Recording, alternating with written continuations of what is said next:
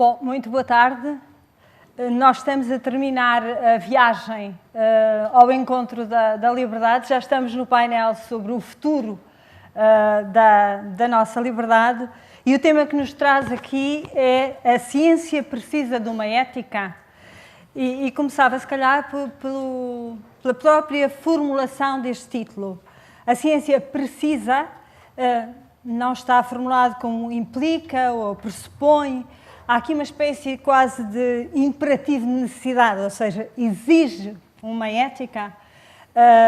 E está depois formulada numa série de outras subquestões que eu colocarei aqui assim, a este painel de luxo que me deu a honra, que eu tenho a honra de vir aqui moderar da forma mais minimal possível. Eu acho que dispensam apresentações. Tenho 2 prémios Pessoas, o professor Lobo Antunes, prémio Pessoa de 96, que deu a sua última aula na Faculdade de Medicina ainda este verão, jubilando-se.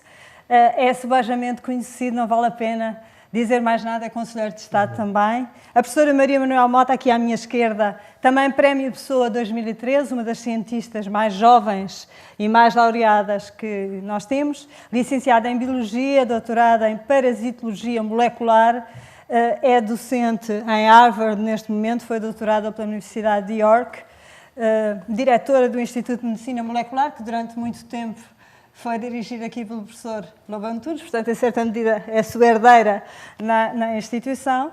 E, ali assim, à minha direita, o Dr. João Oliveira Geraldes, que é doutorando e mestre em Direito pela Faculdade de Lisboa, é docente na mesma universidade, também tem sido pontualmente docente em cursos de bioética da Faculdade de Ciências Médicas de Lisboa, jurisconsulto e advogado, foi vice-presidente da Comissão para a Revisão da Concordata e, entre vários textos publicados, tem um que seguramente o traz aqui sobre, eu faço uma tradução livre da formulação em Direito, que não é a minha especialidade, mas qualquer coisa como O Fim da Vida ou a Ficção da Morte, em que elabora sobre, no fundo, a formulação do conceito legal de morte em Portugal. E passando diretamente àquilo que nos traz aqui, há, digamos, um convidado que se junta a nós, porque é, digamos, o guião da moderação e que eu recomendo vivamente para quem se interessa por estas questões.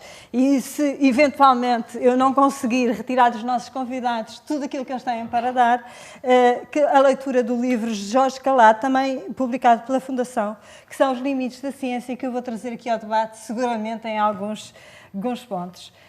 Começava pelo professor Lobo Antunes, lançando para os 3 já a primeira questão e que tem a ver, no fundo, com a liberdade de investigação científica deve estar sujeita a limites éticos ou a ciência é absolutamente neutra e os cientistas é que têm valores. A tese inicial de Jorge Calado, curiosamente depois, digamos, refutado no próprio texto pelo autor. Muito obrigado, muito boa tarde a todos, meus cumprimentos aos meus companheiros. Eu queria começar por chamar a atenção uma história muito simples. Quando foi lançado o projeto do genoma humano, que veio revolucionar a biomedicina e biologia molecular, etc., houve uma verba que foi posta de lado, dedicada àquilo que foi chamado na altura ELSI. ELSI, que significava Ethical, Legal and Social Implications. Ou seja, os investigadores envolvidos neste projeto perceberam que havia algo muito importante que trazia consigo implicações éticas que era preciso considerar. No passado, a ética foi sempre a correr atrás da ciência, até na própria definição de morte, a morte cerebral, etc. A reflexão ética foi criada, foi gerada pelo avanço do conhecimento e da tecnologia. Um pensamento que, quanto a mim, errado, é que a ciência é efetivamente, como neste livro fantástico do Jorge Calado, começa por dizer a ciência é amoral, porque distingue a ciência existe em si e são as suas implicações, as consequências e certamente aquilo que alguém chamou como the sexy daughter of science technology, que é culpada. Na realidade, Já Santo Agostinho, na sua Cidade de Deus, falava que a ciência tinha também como missão, embora o termo ciência não fosse usado desta forma, o trazer bem, o fazer bem. E anos, séculos depois, Bacon, quando formulou pela primeira vez, enfim, os princípios da metodologia científica, distinguia ciência fructífera e ciência iluminífera. Ou seja, a ciência iluminífera alumiava, trazia luz, revelava os segredos da natureza. Pelo contrário, a ciência frutífera era aquela que dava consequências práticas do nosso conforto, no nosso dia-a-dia, e de facto, quer dizer, nós hoje, a ciência está infiltrada. E, curiosamente, também, se a ciência precisa de ética, a ética também precisa de ciência. A ética não é uma abstração, é uma disciplina da filosofia, ela própria que tem que ser muito trabalhada. Portanto, dizer que a ciência do ponto de vista da sua moralidade atónica, já não é verdade e já não é possível pensar dessa maneira. E, portanto, nesse ponto eu discordo profundamente. Aliás, ele próprio acaba por discordar consigo mesmo no decorrer do livro. Finalmente, só uma nota, porque parece que temos 5 minutos de cada vez para... Portanto, isto é que tem que ser um bocadinho... São uns smarties culturais que a gente tem que servir a poucos e poucos. Eu queria chamar a atenção para... eu irei falar, já agora permitam-me a publicidade, irei falar na Casa de Serralves para a semana... e farei uma conferência que se chama Saberes Proibidos. O que é que não se deve saber, o que é que não se pode saber? E eu vou dedicar uma parte importante à bomba atómica. E, de facto, a história da bomba atómica é uma história extraordinária. Eu queria-vos recordar que o Presidente Roosevelt escreveu uma carta assinada por 4 físicos, um dos quais o próprio Einstein, a dizer que era preciso desenvolver a bomba.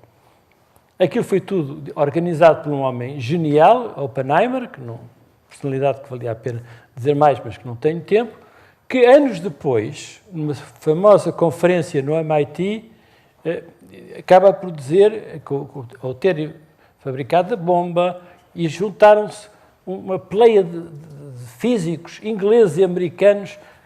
Os ingleses tiveram a precaução de trazer com eles uns espiões que imediatamente iam transferindo a informação toda para a União Soviética da altura, porque, de facto, o grande inimigo era a Alemanha, não era propriamente a União Soviética ou a Rússia daquela altura, e ele disse, os cientistas conheceram o pecado. Professor, já agora, iluminística, frutífera... Iluminífera. Frutífera ou... O que é que seria a bomba atómica nesta classificação? Não, a bomba atómica é aquilo que hoje em dia se chama, em certa medida, aquilo que se fala agora de Dual Concern Research, ou seja, de facto, a fissão nuclear e o fundamento da física e o uso da energia pacífica, no fundo é uma forma. Por outro lado, tinha outra face. Eram géneros com 2 faces. A mesma coisa se aplica hoje à biologia sintética, se calhar a Maria poderia falar um bocadinho sobre isso, em que, por exemplo, a síntese e a modificação dos vírus e tem, eventualmente, benefícios de investigação das doenças, etc., mas, por outro lado, o risco de cair na mão de terroristas e de ser uma arma biológica de destruição é brutal. Portanto, há hoje o conceito, relativamente recente, de Dual Concern Research, ou seja, investigação com uma dupla preocupação. Deve haver, portanto, os limites éticos, Maria Manuel? Eu acho que nós também temos que perceber que a ciência está um bocadinho ao serviço da humanidade. No serviço da humanidade, porquê? Porque, no fundo, sacia uma das necessidades básicas do ser humano, que é de saber, de compreender tudo que o rodeia, e, portanto, a ciência é, no fundo, isso. Eu estava-me agora a tentar lembrar do nome, porque depois, quando a professora aqui falou, está a tentar, mas há um físico muito importante do século XX, não é Max Planck, um alemão, e não é Max Planck, mas é um desses colegas dele, que tem no seu jazigo, quando morreu, deixou escrito no seu testamento que gostava que ficasse na sua lápide a dizer "We must know". E a verdade é que não é "we must know", "we will know". Nós sabemos que nós vamos saber, porque faz parte da curiosidade humana saber. E não é que a ciência seja neutra ou não, porque a ciência não pode ser neutra, porque a ciência é feita por seres humanos.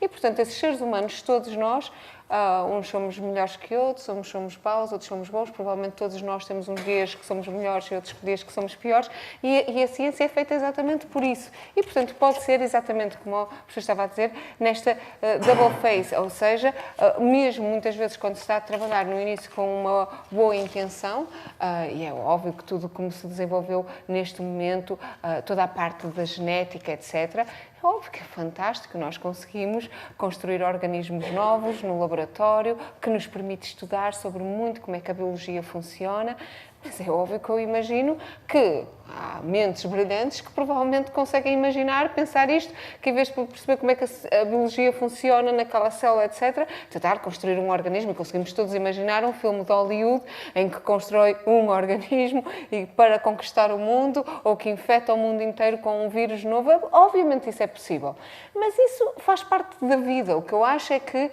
isso nós também não podemos viver como sociedade presos no medo, ou seja, que temos que ter tudo muito organizado de modo, porque estamos sempre com medo que vá chegar a esse ponto. Claro, viver... Mas deve a sociedade ter em relação aos cientistas o tipo de garantia que tem, por exemplo, em relação aos médicos, como chegou a ser proposto por Roblau, por exemplo, uma espécie de juramento de Hipócrates, no fundo, aplicado à ciência. E claro que há. E, no fundo, no nosso caso, é no fundo, renovado constantemente, porque, especialmente na ciência como é feita hoje em dia, nós estamos sempre a candidatar-nos a grandes, a projetos, para o investimento vir para a ciência, temos que justificar como é que fazemos, temos que justificar onde esse financiamento é gasto. Obviamente, há pessoas que podem mentir, não é? Mentira também faz parte do ser humano, mas a verdade é que está sempre a ser vigiado nesse sentido. Porque se a ciência está ao serviço da humanidade, no sentido que satisfaz uma necessidade básica, que é a curiosidade, é a vontade de saber mais, é a vontade de saber como nos rodeia, é óbvio que também a ciência está ao serviço da sociedade, no sentido que é a sociedade que paga essa mesma ciência. E cada vez mais isso é claro para os cientistas, é claro para a sociedade, e cada vez mais este é um diálogo que, obviamente, isso vai acontecer. Sempre que está também cada vez mais limitada pelo financiamento ligado a uma multiplicidade de interesses, obviamente, que nem sempre podem ser coincidentes com obviamente, muitas vezes nós temos que ter noção do que é que são esses limites. E esses limites, obviamente, podem ser morais, e eu imagino, não tenho o conhecimento, mas imagino que fazer ciência no século XV na Europa era muito diferente de fazer ciência no século XV na Ásia, porque essas pessoas não se comunicavam. Portanto, aí era muito diferente, porque eram sociedades completamente distintas, etc. Hoje em dia é tudo muito mais global e, portanto, os princípios, no fundo, passam a ser muito mais globais. Apesar de que todos nós percebemos que há sociedades que ainda vivem muito diferente. Portanto, está baseado nesse tipo de princípios, mas é óbvio que também há todo um outro princípio, que exatamente a ciência precisa de um determinado financiamento, e esse aí é realmente bastante perigoso. É o que é regulamentado de acordo com um determinado tipo de princípios, que são princípios financeiros e que, obviamente, é preciso também. Ou seja, eu acho que nisso, a ética também tem que ser científica, porque a ciência, no fundo, baseia-se num princípio de racionalidade, de responder a perguntas, não é? E a ética surge, e é importante, para regulamentar. Eu não acho que é aquilo a que nós podemos responder. O problema é esse, é que eu acho que nós temos de ter muito cuidado, porque não pode haver limites àquilo que nós queremos responder. O que pode haver limites pela sociedade é àquilo, no fundo, quais são os meios que nós, no fundo, temos para obter os fins. Professor Geraldo. Eu depois queria comentar sobre... Sim, sem dúvida. Se calhar, para não interromper a lógica... Professor Geraldo, em relação ainda à primeira pergunta, portanto, a ética precisa ou não de estar... Portanto, a ciência precisa ou não de estar sujeita a limites éticos. Em primeiro lugar, obrigado pelo convite para estar aqui. Como dizia um amigo meu que está aqui sentado, tu és a pessoa sem o prémio. Há 2 prémios pessoas e, portanto... o Dr. João Gama é lá. Eu estou no júri. Espero tolerância do júri. Espero tolerância do júri.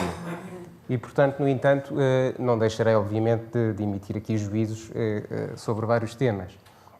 Eu fiz aqui um esquema e, portanto, não estou a ler, mas é para não me perder. Queria ser um bocadinho mais concreto relativamente à questão da liberdade. Falar da liberdade, podemos entrar num plano puramente abstrato, onde nos perdemos em grandes teorizações, por vezes até um bocadinho anárquicas e caóticas. E eu diria, eu fiz aqui um esquema, sou muito esquemático, que devemos fazer uma primeira distinção que é liberdade versus possibilidade. E não pode ser confundida. A possibilidade é do domínio da ontologia. E, portanto, nós podemos fazer coisas. Mas isso não é a verdadeira liberdade. A verdadeira liberdade, penso eu, reside na deôntica, no dever ser. E, portanto, eu penso que das coisas que eu leio de ciência, com as limitações que tenho, porque a ciência é um bocadinho mais... é um analfabetismo elitista, não é? Ou seja, quem pegar num livro de matemática, se não perceber nada de matemática, fecha-o no segundo a seguir. Se calhar está lá a coisa mais bonita do mundo, mas a barreira da linguagem impede que nós exerçamos uma valoração do que lá está. E aqui, no domínio das ciências, ditas ciências, porque a ciência, penso eu, existe em muito sítio, não só na ciência, digamos, mais tradicional, há esse limite, que é o limite da linguagem, o limite do conceito. Eu penso que muitas vezes as ciências biomédicas acabam por camuflar questões materiais em questões através de conceitos. A manipulação conceptual. Mais tarde falarei talvez um bocadinho mais sobre isto. Mas, portanto, eu diria que não se pode confundir possibilidade com liberdade. A possibilidade é do plano do fazer, não é? Eu posso neste momento ir-me embora ou não ir embora. Fisicamente posso fazê-lo, mas do ponto de vista deôntico, certamente terei uma ética para não o fazer. Ora bem, professor. Tendo atenção que estou a ser objeto de avaliação, convém que não abandone, senão o júri chumba liminarmente a intervenção. Mas, portanto, agora, o que me interessa é o plano do dever ser. Porque o plano da possibilidade é infinito. É infinito. O plano do dever ser talvez venha a ser infinito na lógica de que tem de estar sempre a refletir sobre o que está a acontecer no plano da possibilidade. Basta pensar o que é que era a medicina há 100 anos e o que é hoje, o que é que era a utilização de células estaminais ou não e o que é hoje.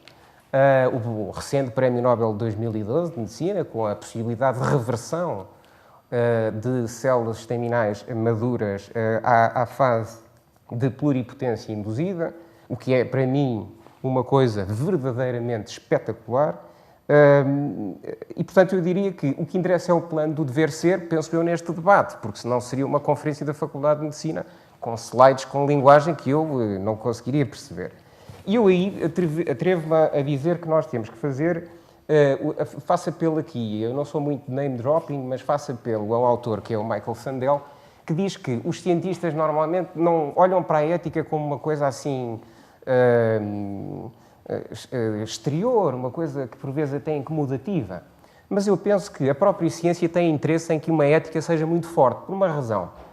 Se a coisa correr mal, e às vezes corre mal com certos medicamentos, etc., o choque social pode ser de tal forma forte que uma zona que tinha aspectos positivos, devido a essa reação negativa da sociedade, fica morta. E, portanto, quando se pensa nos limites éticos, e eu gosto da expressão limites, eu até diria a bainha, não limites. Mas quando se fala do limite, dá a ideia que nós estamos a limitar alguma coisa, no sentido que estamos a proibir.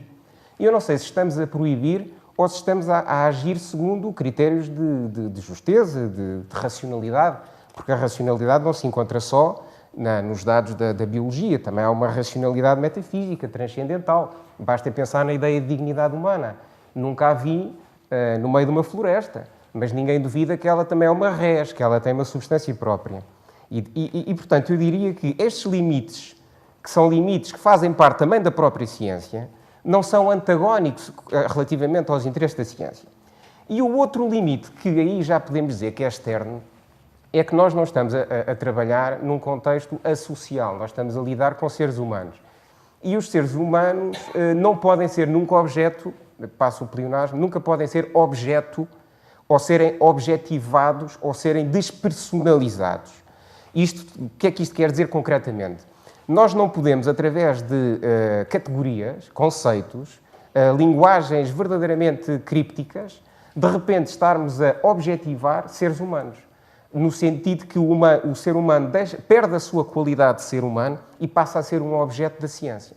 A ciência tem aí um limite, e aí há limites enormes, por exemplo, no caso dos embriões, o que se faz com os embriões, e como, por exemplo, do ponto de vista ético e de legislação, o embrião, aliás, o professor Oliveira Ascensão... Ascensão... Está neste momento a entrar no segundo tema, portanto eu vou voltar a roda agora ao contrário, precisamente para...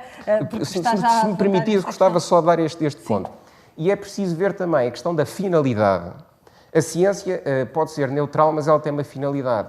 É completamente diferente, por exemplo, fazer investigação para fins, por exemplo, os chamados fins benéficos para a humanidade, como, por exemplo, obviamente, avanços na matéria de doenças, de cura de doenças, etc., e outro tipo de avanço, como, por exemplo, o Baby by Design. Nós estamos a chegar a uma fase em que poderemos escolher a altura, poderemos escolher a cor dos olhos, o sexo, e, portanto, até que ponto é que essa criança não deixa de ser um ser humano, ou pelo menos está a ser uma commodity, passa a ser um objeto. E fala-se muito, nos Estados Unidos há uma grande reflexão sobre esta coisa do baby by design, que vai ser uma coisa parecida a comprar um vestido ou um automóvel bonito, não é? E isso depois até coloca uma questão, que é os que não foram by design e os que são by design. E será que depois começamos a criar aqui uma espécie de estratificação? Este parece um limite daqueles que é mais ou menos consensual na sociedade. Portanto, há uma espécie de consenso sobre que não se deve, enfim, produzir seres humanos por medida, digamos. Mas outra coisa será toda a manipulação. Nem isso é verdade. Nem isso? Nem isso é verdade. E vou dar dois exemplos. Uma das maiores tempestades éticas dos últimos anos foi aquilo que decorreu da Dolly, da ovelha clonada, que aliás no laboratório não se chamava Dolly, chamava-se ILB 600 e não sei o quê, que era o número da ovelha, mas depois puseram o nome do Dolly porque era mais atraente. Bom, criou uma enorme confusão moral e, obviamente, imediatamente, no dia seguinte ou 2 dias depois, o presidente Clinton criou uma comissão, saíram todos a terreiro a dizer proibida a clonagem. Proibida a clonagem, até a clonagem terapêutica, ou seja, a formação de clones, por técnicas da biologia que não vale a pena agora detalhar, mas efetivamente, até ultimamente, há uns meses, foi clonada, foi criada, digamos, células por clonagem para tratar a diabetes, que é uma das terapêuticas mais revolucionárias e, portanto, passou-se da clonagem procriativa, formar pessoas iguais, para a clonagem terapêutica. E, inicialmente, até o próprio Conselho de Ética português, eu votaria contra, eu fazia parte na altura, se surgiu em relação à clonagem reprodutiva proibido. Em relação à clonagem terapêutica, aplica-se o princípio de precaução até se definir se o produto da clonagem era um embrião ou era um artefacto que quiseram chamar um clonoto. Pronto. Em relação aos babies para design, é verdade isso e eu concordo, mas reparem, por exemplo, a situação de criar um embrião que possa servir para tratamento genético de um outro irmão que tenha o mesmo perfil genético e assim ajudar a tratar o irmão com uma doença genética incurável, já foi feito. E portanto, é isto que os adversários destes processos chamam uma instrumentalização do ser humano. Não é? E recorrendo à velha a Kant e a metafísica dos costumes, dizendo que a pessoa humana se trata de ser um fim, mas nunca um meio, eu pergunto se, do ponto de vista moral, o criar um irmão com este objetivo seria condenável ou não. O argumento dos que são contra diz a criança, sabendo que foi criada só por isso, não foi desejada pelos pais, mas que apareceu a este mundo para ajudar o irmão que tem uma doença incurável, seria um trauma demasiado difícil de suportar, mas por outro lado pode-se pensar, não, houve beneficência disso. Portanto, estas questões de ética, e eu concordo com o que digo, têm nuances.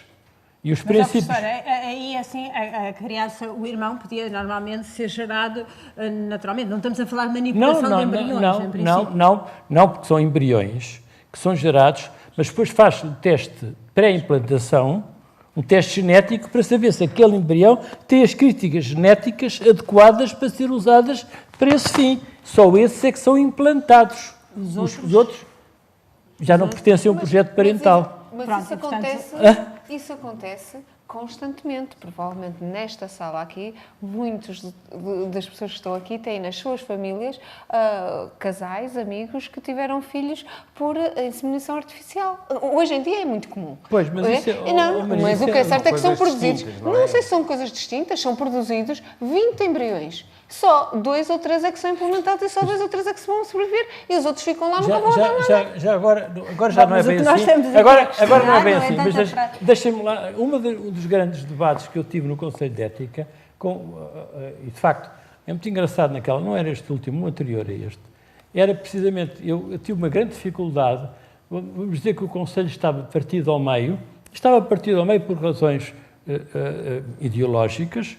Não podemos deixar de esquecer, e é um mérito, não é de forma nenhuma uma crítica, que a ética médica nasce de pensamento cristão.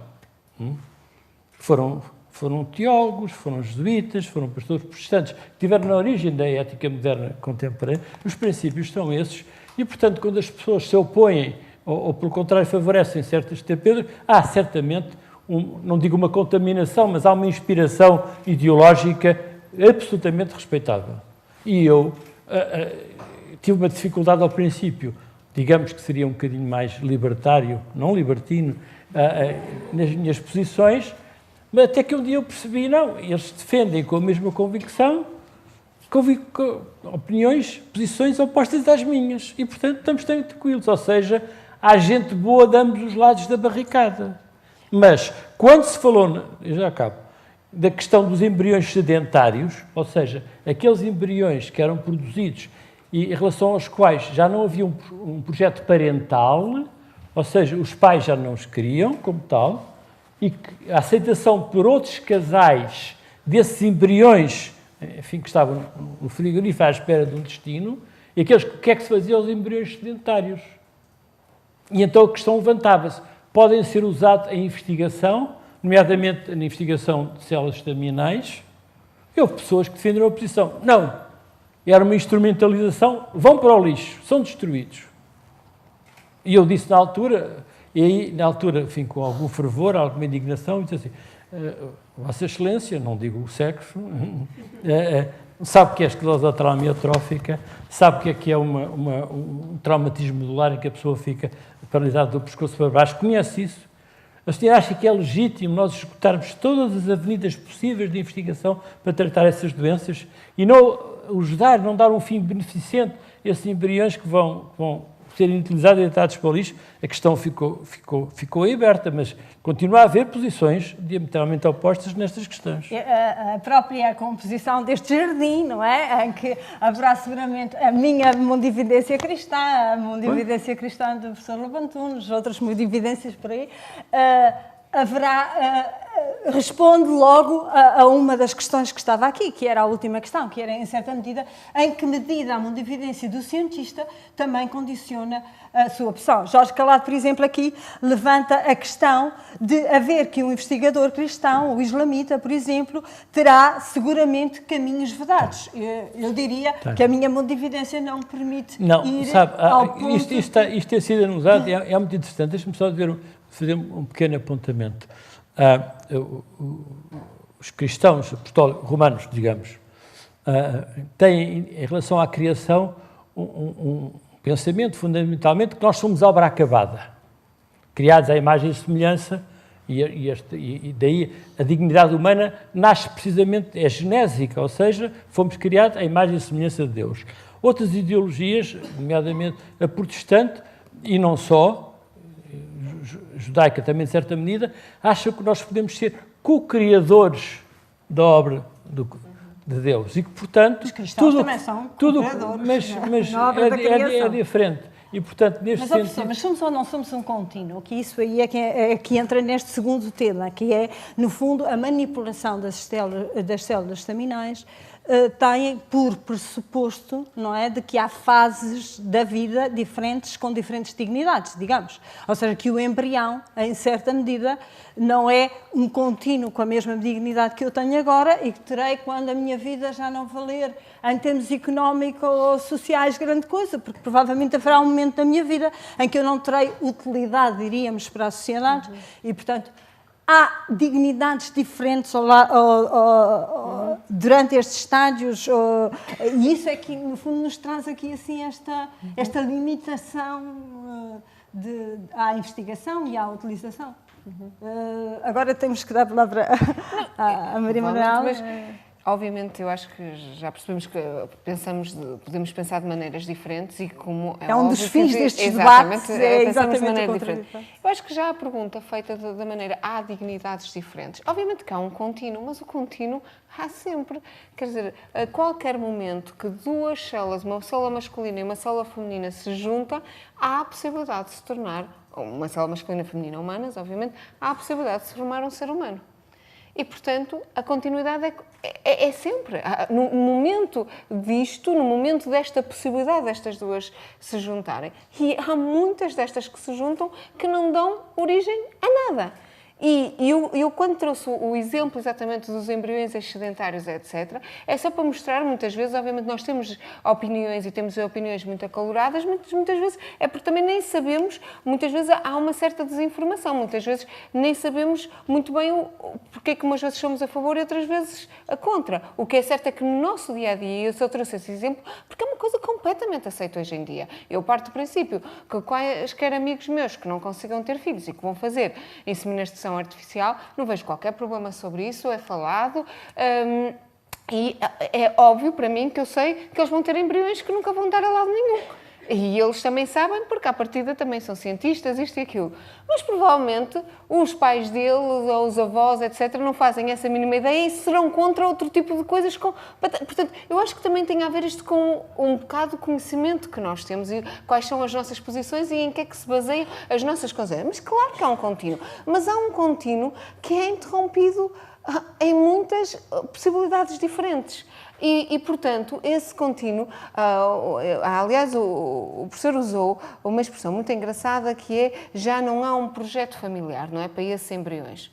E eu não sei se sabem, mas é exatamente a mesma linguagem que se usa para as crianças que estão institucionalizadas e que são adotadas. É, uma criança chega a um momento em que se diz não há um projeto familiar. O que é que isso quer dizer? Quer dizer que é uma criança que simplesmente chegou a uma idade e já não há possibilidade de vir a ser adotada pelas razões, porque atingiu uma X, ou seja, há estatísticas e já não há casais... Desculpa, Maria, não é projeto familiar, é projeto parental. O projeto parental. Não, mas é que há uma é verdade, sim. Mas não há...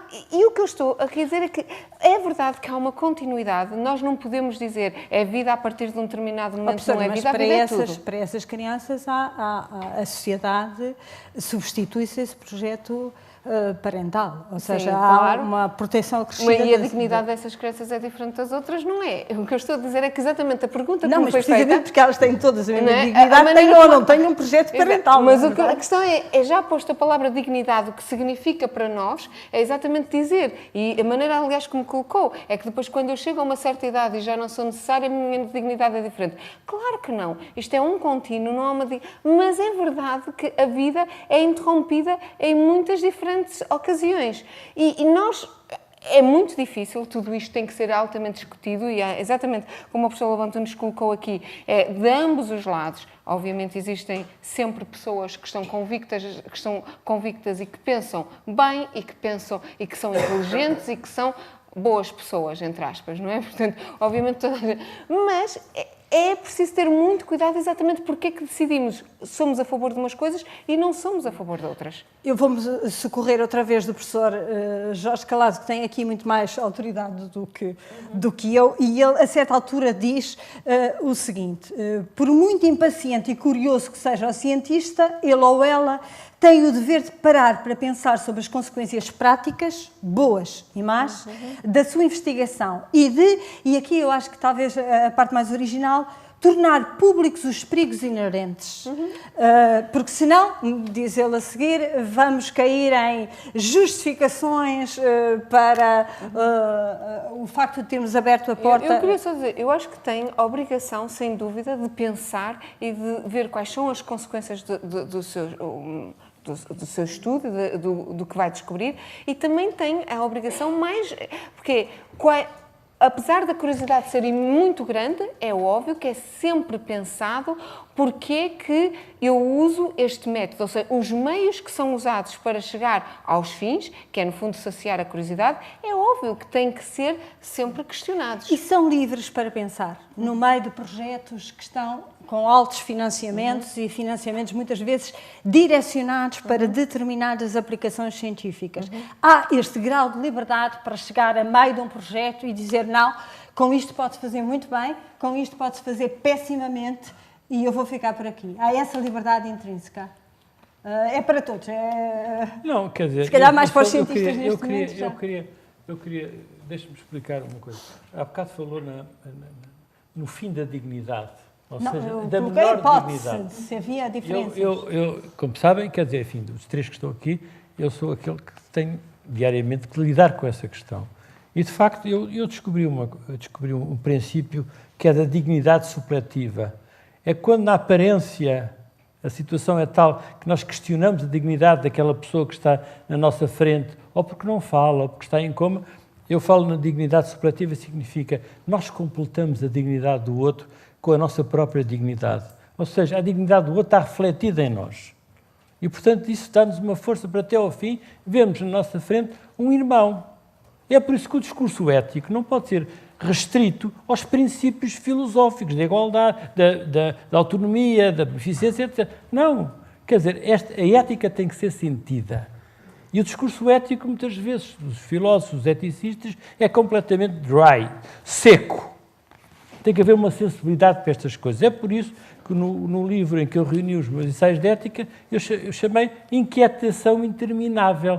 Ou seja, a ética tem que nos inquietar, porque não há respostas brancas, pretas. É assim, a história da ética, eu escrevi, é a história das minhas inquietações. Portanto, isto é para arrumar essa questão. Agora, em relação a isto, a questão é muito interessante. É assim, quem é que define a agenda do cientista? Porque isso está, de facto, a verdadeira liberdade. E há várias ideias acerca disso. Naturalmente, o cientista quer desenvolver os seus próprios projetos, as suas ideias, quer confirmar as suas hipóteses, quer ter a certeza daquilo que lhe parece ser algo que vai ter implicações práticas e boas na sociedade. E, portanto, ele quer que financiem o seu projeto. No caso da Maria, por exemplo, tem a ver com a malária, no qual é, digamos, uma perita mundial. Não estamos a falar de uma perita doméstica, estamos de uma figura mundial, a Maria. Pronto, isso. Ou pode, por contrário, ser o governo, que tem a sua agenda. E este dirigismo, agora de Bruxelas, agora temos lá o engenheiro Moedas, parece que fez boa figura, eu espero que ele continue a fazer boa figura. Em relação a isso, é assim, a nossa prioridade agora é clima, é energia, é o cancro, mas, obviamente, os políticos definem conforme os seus constituintes. Ou a indústria. A indústria quer algo que seja rentável. E também não pode ser a democracia simples, ou seja, não se pode pôr à votação, não fazer umas primárias sobre se deve ou não pôr o dinheiro no cancro ou no AVC. E, portanto, o que é que fica? O que fica é um conceito muito interessante que se pode chamar de well-ordered science, a ciência bem ordenada, que implica a audição de todos estes parceiros. De facto, a ciência tem hoje uma importância social que toca a todos. E as decisões têm que ser tomadas em conjunto, têm que ser meditadas, têm que ser definidas as prioridades, tendo em consideração que, infelizmente, em relação à medicina, gasta-se fortunas para tratar não as grandes questões da saúde, nomeadamente as pragas como a malária, para voltar à malária ou a tuberculose, mas muitas doenças mais sofisticadas. Portanto, mesmo assim, a distribuição dos fundos no financiamento em biomedicina, apesar de tudo, não reflete este equilíbrio. E chegamos ao paradoxo de inventarem medicamentos. Já ouviram falar na hepatite C, não vou entrar na hepatite C, mas, por exemplo, há um medicamento agora para a fibrose quística, que é uma doença genética pulmonar de um tipo especial, que custa 2 milhões por doente por ano, 2 milhões de dólares por ano. E, portanto, vê onde é que a gente chegou. Eu tenho a dificuldade de interromper um prémio de pessoa, mas tenho que dar também a palavra à pessoa que não tem prémio e que está aqui com déficit de... Bom, eu vou buscar o Aristóteles, então, já, porque esse tem o prémio todo. Vamos entrar aqui, assim, nesta questão, pegando um pouco na vou buscar o Aristóteles, na dignidade porque A sua pergunta quanto à existência de graduação na dignidade é perfeita. Eu confesso que não partilho minimamente com a ideia de que há sempre um contínuo e que nós temos então que o utilizar, porque eu acho que com o contínuo há também a ideia de individualidade. E a partir da existência de um zigoto, há individualidade. E, portanto, de facto, a vida anda por aí. Mas a vida com individualidade, no caso concreto, vida humana, por exemplo, o artigo 24 da Constituição da República Portuguesa diz que a vida humana é inviolável, seja por cientistas ou, como dizia, não cientistas, a vida humana é inviolável. E, portanto, nós não podemos brincar com coisas sérias, porque estamos a falar, eventualmente, de homicídios. Ora bem, mas, quanto à questão da manipulação, eu dizia que ia introduzir Aristóteles porque o desejo de controlar a ordem natural não é novo. As técnicas é que são diferentes. Por exemplo, Aristóteles, da Antiguidade, ensinava-se a primeira técnica de PMA, procriação medicamente assistida, entendia-se que o sexo feminino estava num testículo e o sexo masculino no testículo. E o Aristóteles ensinava que se devia atar o testículo, ou seja, o oposto àquilo que nós queríamos ter, se queríamos uma criança do sexo feminino ou do sexo masculino. Portanto, isto não é novo. Não foi descoberto agora o desejo de controlar, o desejo de se tornar proprietário da natureza. E eu acho que, como o debate já está, enfim, já temos muito pouco tempo, eu queria introduzir um aspecto interessante, que é a questão das patentes. Eu, obviamente, só a expressão embrião excedentário é uma expressão que eu acho absolutamente infeliz, porque o facto de não ter sido aproveitado não significa que ele seja excedentário. Não dizemos de uma pessoa que falhou que ela é excedentária, mas, independentemente disso, e atenção que o embrião já tem individualidade como vida humana, pode não ser ainda o ser humano que nós conhecemos, mas já tem vida humana. E há outra coisa engraçada, que é nós pensamos segundo as nossas percepções. Porque, por exemplo, até ao advento da ecografia, e isso influenciou, por exemplo, o Código Civil, só se adquiria a personalidade jurídica quando a criança nascia. Porquê? Porque só aí é que havíamos. E o Código Civil diz que só se nasce com o nascimento... Perdão, só se adquire personalidade com o nascimento completo e com vida. Ora, com a ecografia começámos a perceber que há mais qualquer coisa. E hoje em dia também penso que nenhum dos cientistas presentes negará, espero eu, para não reprovar na prova, que o zigoto tem individualidade e que é vida humana.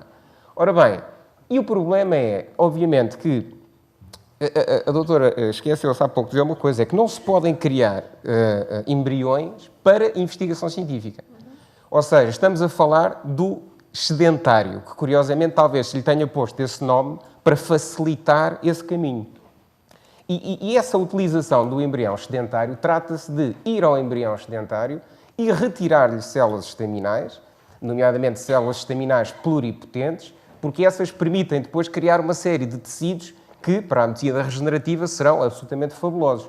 Mas nós estamos a falar de ir a uma vida humana, destruí-la ou pelo menos modificá-la e a partir desse material criar. Não está em causa a bondade, não está em causa a utilidade para a humanidade deste tipo de pensamento e deste tipo de ação. A questão é, será que isso justifica o sacrifício de vida humana? É porque todas as pessoas nesta sala já foram zigotos. Todas as pessoas nesta sala, muitas não foram por procriação medicamente assistida, mas podiam ter sido um embrião excedentário, o tal que não tinha projeto parental.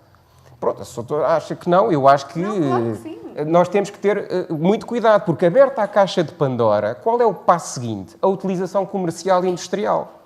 Porque a ciência não se faz só do ar, faz-se de dinheiro. Por exemplo, os Estados Unidos proibiram, até ao presidente Obama, o presidente Bush proibiu o public funding da investigação em células estaminais. Só com o presidente Obama é que isso foi levantado. Ora, hoje em dia é evidente que há um lobby fortíssimo empresarial que quer o quê? Quer as patentes. E há dois acórdãos... Não foi bem assim. O presidente Bush proibiu... Embrionárias. Não, o presidente Bush proibiu a criação de novas linhas celulares, além daquelas que já existiam. Com financiamento público. Não. Mas aquelas que já existiam e que tinham originado em embriões continuavam. Mas estou a falar só do financiamento. Isso eventualmente... Portanto, ele não proibiu a investigação de células Claro que não, terminais. estou a dizer do financiamento. Não, ele não proibiu o financiamento a linhas que já existiam. Ele não quis é que se criassem novas linhas, que é diferente. Sr. Professor, Pois, mas o pensamento é mesmo, é só uma precisão. Pronto, isso eventualmente será uma questão muito analítica, mas eu não vou obviamente agora discordar de si, por amor de Deus. Sim. A questão é, o problema da penetração do interesse comercial e industrial nesta temática, porque se numa primeira linha estamos a falar, obviamente, que toda a gente quer a cura da doença de Parkinson, toda a gente quer ajudar as pessoas que são cegas, só uma pessoa completamente desumana é que não pensa assim. A questão é, tudo isso tem um custo. Tem um custo na própria investigação e tem agora uma outra moeda, que é, há 2 casos célebres. Um que foi decidido já pelo Tribunal de Justiça da União Europeia, que é o Acórdão de Bruxelas, em que foi, por via de um tribunal alemão, foi o Departamento de Patentes, que colocou a questão de saber até que ponto é que se podia patentear uma descoberta que permitia, se não me engano, células neurais, que tinha sido criada a partir de células embrionárias. Portanto, alguém tinha ido ao embrião, tinha retirado células estaminais e tinha, a partir daí, desenvolvido determinada célula que pode ajudar do ponto de vista da regeneração de certos tecidos. E o Tribunal rejeitou, considerou que é proibida a patente ao abrigo da diretiva da investigação biotecnológica, defendendo que o embrião humano não pode ser objeto de patentes. Por outro lado, está agora em causa, e é muito feliz até este debate a ocorrer agora, porque está por dias a decisão do Tribunal de Justiça da União Europeia sobre um outro caso, que é um caso no Reino Unido, que é a ISC contra o próprio Reino Unido, claro, e a questão coloca-se é a seguinte: já há uma técnica portanto, a fecundação decorre da junção, muito simplesticamente, do ADN materno com o paterno, e há uma técnica de estimulação do óvulo que se chama-se partenogênese, que já permite o desenvolvimento das células sem que haja ADN paterno. E isso faz com que aquele embrião, portanto, aquela entidade não tenha a dimensão extraembrionária, ou seja, não consegue construir a placenta e, portanto, não consegue gerar um ser humano. E a questão que eu coloco aqui é: não teremos nós manipulado para contornar limites que já foram estabelecidos pelo próprio Tribunal? Não estamos a manipular demasiadamente a vida humana? Nós já estamos na iminência de o homem ser absolutamente secundário, pelo menos numa lógica, falávamos há pouco sobre isso, porque quem sabe, de hoje para amanhã, será possível uma manipulação adicional nos casos de partenogênese, através de técnicas sintéticas, que permitam gerar um ser humano sem sequer ADN paterno, por exemplo. Agora, isto pode ser uma loucura. Mas o Tribunal está a tratar sobre isso, está a refletir sobre este assunto, e a decisão é muito esperada. Porquê? Porque pode ser uma revolução verdadeiramente extraordinária em termos de patentes. Neste momento, nada que tenha a ver com o embrião pode ser patenteado. E, portanto, a indústria farmacêutica anda triste. Mas, se o Tribunal abrir esta porta e dizer, bom, aqui, como não vai gerar um ser humano porque falta o tecido que cria a placenta, já vamos poder permitir a criação de patentes. E eu queria só finalizar dizendo que o Advogado-Geral, junto do Tribunal da Justiça da União Europeia, concluiu nas suas conclusões finais que é de admitir esse tipo de patentes. Portanto, nós estamos a semanas, meses, de patentear material embrionário, em termos de utilização comercial e industrial. Portanto, a ciência aqui não é nada neutra. A ciência aqui até claramente tem um casamento perigoso. Só para sintetizar agora o raciocínio de cada um muito brevemente, porque vou ter que passar à sala. Não sei se a professora Maria Manuel quer dizer alguma coisa muito rapidamente. Começar, não sei, quero que comece por mim. Eu acho que é óbvio que todas estas questões são extremamente complicadas. É óbvio também que a minha posição é mais no sentido de que nós só temos que esclarecer como é que as coisas são, e é óbvio que tem que haver limites ao que os cientistas, como seres humanos que são, que fazem, ou seja, quais são as consequências do que fazem e os meios que os usam para fazer. Mas isso é óbvio que está tudo no lugar, no sentido disso acontecer. A sociedade tem comissões de ética, tem as pessoas que financiam, etc. Tem tudo isso, no fundo, eu acho que está no lugar e tem que continuar para que isso aconteça. É óbvio que existem todos estes problemas exatamente de dos poderes financeiros, as pressões que fazem sobre os governantes, etc., sobre o que é permitido, o que é que não é permitido. Agora, o que eu acho que também é muito importante, e obviamente também faz parte aqui, é que as pessoas compreendam exatamente muitas vezes que aceitam determinadas coisas e não aceitam uma ou outra, mas é exatamente pela maneira como essa informação lhes chega. Ou seja, no fundo, no meu ponto de vista, obviamente, e leigo nestas coisas, mas não é tão diferente, muitas vezes, coisas que as pessoas rejeitam completamente de coisas que as pessoas aceitam já como sendo algo que acontece normalmente nas suas vidas. E é isso que eu acho que as pessoas devem-se cada vez mais informar e a ciência também tem essa obrigação de informar o público exatamente sobre o que faz e com que meios é que o faz. Bom, estamos aqui com um déficit dos temas que estavam previstos para a sessão, se a morte e a vida eram questões científicas ou éticas. Não sei se o professor Lobanto nos quer trazer 2 frases sobre o tema. Eu passo. Mas deixem-me só dizer uma coisa, explicar isto às pessoas. A literacia científica é uma desgraça. O inquérito de 2001, 30% dos europeus e um número semelhante dos americanos continuava a achar que o Sol andava à volta da Terra. E cerca de 60% acham que a astrologia é científica. Portanto, é com esta sociedade ainda que nós temos que lidar. Tragam-lhe a sofisticação destas questões e vejam a enorme confusão que isso vai causar. É por isso que quando eu falei na democracia simples, para decidir o que é que se faz e o que é que se não faz, corre estes riscos.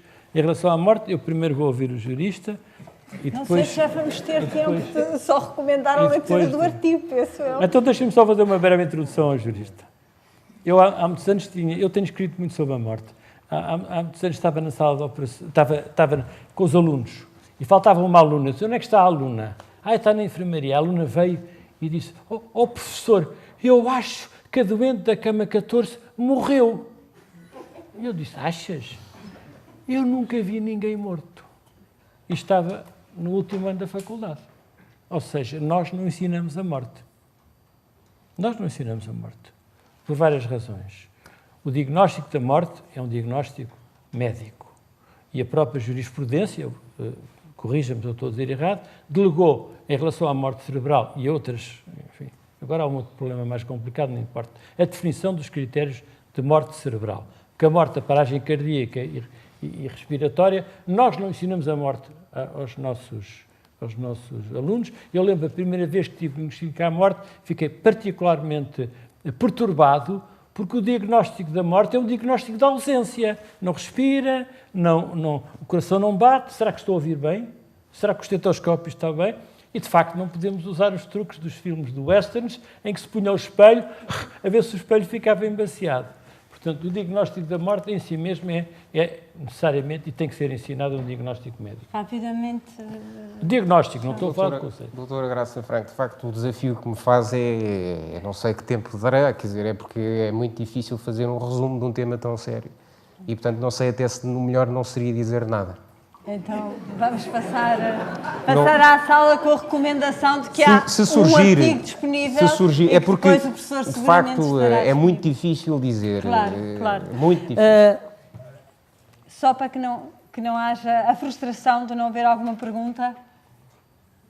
Eu só queria fazer 2 considerandos e depois fazer uma pergunta. O microfone vai chegar. O primeiro considerando é que gostei imenso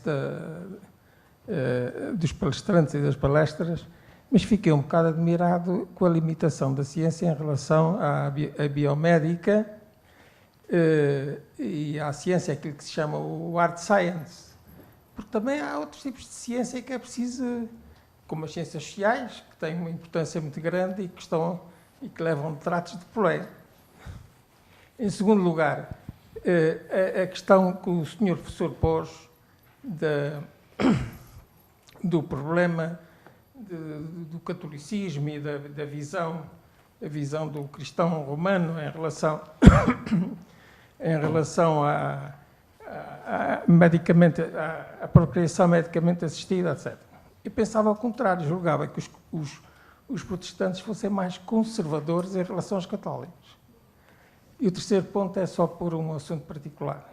É que eu tive há pouco tempo um neto por inseminação artificial. Nós, católicos, e que andamos sempre com esse problema, eu e a minha mulher, assim, um problema complicado. Mas agora, a minha nora resolveu repetir a série, então, em vez de ser um, são dois. Ela está agora grávida de 2. E quais são as preocupações? A preocupação é, mas será que isto vai resultar? Será um processo natural? Que aquilo foi tirado do frigorífico. E tem lá não sei quantos mais netos. Como? Ainda tenho outros netos. Em segundo lugar, o problema é este, é que o rapaz tem a ameaça de ser desempregado, de ficar desempregado. Então, agora um que ainda não tem 1 ano, com mais 2, 3. Isso tem que ser os avós a tomar conta deles. Vamos passar mais alguma... Eu penso que isto não era bem uma pergunta, era mais um... A questão que eu ponho aos senhores professores é o seguinte, é saber se essas preocupações dos avós relativamente à reprodução, se são artificiais ou se correspondem à realidade. Brevemente uma resposta? Eu acho que o médico Sou da Vantunes? provavelmente... Queres Sim, pegar isto? as preocupações têm a ver com a estrutura familiar que é diferente e com as realidades do dia-a-dia, no qual os avós têm hoje em dia um papel muito mais importante do que tinham antigamente. Quer dizer, mas tem um reverso muito interessante e muito bonito. Quer dizer, hoje é relativamente comum o neto trazer o avô à consulta, dizendo foi ela que me criou. Portanto, a estrutura familiar teve uma alteração muito interessante que trabalha também nos dois sentidos. Eu não posso falar disso, nunca mais me calava. Mais uma pergunta na sala? Em princípio, dá-me a ideia que a ética ser regulamentada retira a liberdade. Mas, enfim, até entendo que sim. Mas eu só queria fazer uma pergunta. Eu dei uma ideia pela conversa, eu não tenho qualquer formação científica, sou apenas uma pessoa interessada, e deu-me a ideia de haver uma visão completamente diferente por parte da doutora Maria Mota, que é mais nova, é da geração das minhas filhas, e do professor João Antunes, que é da minha geração. Será que realmente, geracionalmente, vamos assistir a uma mudança de comportamento em relação a questões que são realmente complicadas, porque é um bocado a tal caixa de Pandora, a gente não sabe depois o que é que vem dali. Ou, enfim, será a consequência da vida humana e depois dê o que der. Eu gostava de ouvir a vossa opinião sobre esse assunto. Eu não ouvi a pergunta. Maria responde que eu não ouvi a pergunta. Eu não acho que eu e o professor João Labantunes pensemos tão diferente das coisas. Já várias vezes foi usada aqui a expressão abrir a caixa de Pandora. Mas abrir a caixa de Pandora ou Eva comer a maçã é, no fundo, o mesmo significado, ok? No fundo, isso já aconteceu. Ou seja, isso já aconteceu há muitos milhares de anos, ok? Nós já abrimos a caixa de Pandora, a Eva já comeu a maçã e todos nós queremos saber mais. Obviamente, eu não acho que seja uma questão geracional, porque obviamente eu tenho pessoas que eu conheço da minha geração e que provavelmente são... Não sei que palavra usar, não quero usar a palavra conservador ou não conservador, porque é difícil dizer exatamente qual é a definição exatamente disso. Eu, no sentido de que eu acho que também é óbvio que às vezes a maneira como eu posso falar, e isso é preciso ter essa noção, de um lado, eu não estou a lidar com este tipo de problemas no meu dia-a-dia. Eu trabalho com malária e, portanto, não se põe este tipo de situações. E eu acho, como ser humano e como cidadã, é óbvio que eu tenho umas certas preocupações, mas eu sou muito positiva em relação à humanidade. Eu acho que a verdade é que nós não podemos, e acho que aí é que pode ser a diferença. A verdade é que eu acho que nós temos que viver com positividade, porque é a mesma coisa, isto faz parte da vida. Se nós vivermos sempre com medo do que é que vai acontecer a seguir, não saímos de casa, porque então vamos ter grande probabilidade de ser atropelados aqui à passagem, se formos ver as estatísticas. Portanto, é óbvio que temos que pensar, mas acho que tem que haver um lado positivo. Dizendo isto, eu não sou a favor, e de todo queria transmitir essa ideia, de que eu acho que as coisas não devem ser regulamentadas, nem é bem regulamentadas, pensadas, questionadas e discutidas sobre as pessoas que sabem realmente sobre os assuntos, que até nem quer sou eu, ok? Sobre estes assuntos em específico. E por isso é que deve haver comissões de ética, etc. Mas nós todos estes temos de ter muito cuidado sempre, porque temos de ter sempre de ambos os lados, porque lá está, todas as sociedades têm sempre a noção de que há uns iluminados, mas nós temos de ter a noção o que é isso, o que significa isso dos iluminados e porque é que achamos que em determinada altura devemos pensar de uma maneira ou de outra. E essa é apenas a minha posição, portanto, de todo, quero passar a mensagem de que eu sou a favor de tudo e portanto, vamos à vida. Não, é óbvio que eu acho que tudo deve ser discutido e tudo deve ser pensado e devemos justificar no dia-a-dia, em todas as ações que fazemos, justificar porque é que as fazemos e como é que as fazemos. Nós estamos mesmo na Não, mas eu até podia pôr um caso prático engraçado. É um caso que se passou em Nova Iorque, a propósito das PMAs. É um casal de 2 senhoras surdas, muito crentes na cultura, uma cultura muito específica, muito orgulhosas no facto de serem surdas. São 2 senhoras, convivem e querem ter um filho. E então escolhem um dador com estas características. Tem de ser surdo e tem de ter na família 5 gerações de surdos. Porque querem um filho de certeza absoluta surdo. E fizeram. E a criança nasceu surda. E talvez fosse interessante ver o que é que as pessoas acham disto. Ou seja, haverá uma limitação relativamente a esta liberdade, porque isto é possível fazer. Mas é a tal coisa do o ser permite. Okay. Pode ser feito. Eu sou surda, não vou...